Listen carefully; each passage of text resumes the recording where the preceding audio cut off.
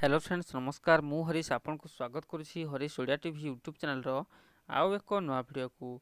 तो फ्रेंड्स देखंतु वर्तमान जहा कि प्लस टू छात्र छात्री मान पई एक बहुत बड़ अपडेट रही। तो एक ऑफिशियल नोटिस जहा कि रिलीज होई तो ए ऑफिशियल नोटिस रे कोन कहै छि चलंतु डिटेल्स रे ही जानबा। ता पूर्व वीडियो को लाइक कर दियंतु, जदि चैनल को नवा करि आछंती चैनल को सब्सक्राइब ही कर नियंतु। तो council of higher secondary education Odisha तरफ नोटिस जहा कि रिलीज होई एवं तार डेट रही कि 23/2/2022 रे 23/2/2022 रे ही नोटिस टी को दिया जाइछि।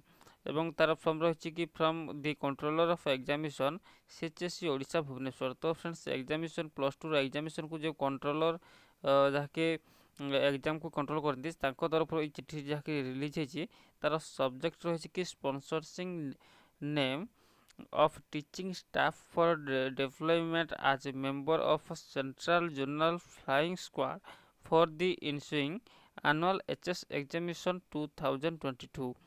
तो फ्रेंड्स प्लस टू जो एग्जाम रही सी एग्जाम टीचर जहाँकि स्टाफ दरकार। तो स्क्वाड जो स्क्वाड जहाँकि आप जो कॉपी धरती से स्क्वाड ही दरकार।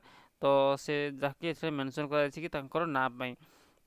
तो फ्रेंड्स जो टीचर माने जहाँकि 10 वर्ष एक्सपीरियंस रही सी टीचर मानक ही जहाँकि ना देवाई कॉलेज प्रिंसिपल को जहाँकि एठारे चिट्ठी लिखा एवं से क्यों जरिए जहाँकि टीचर मान ना देवे।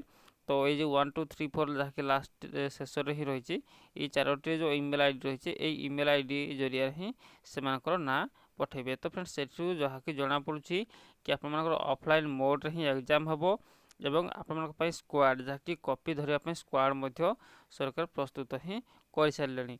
तो फ्रेंड्स ऑफलाइन मोड रे ही एग्जाम हम। धन्यवाद फ्रेंड्स।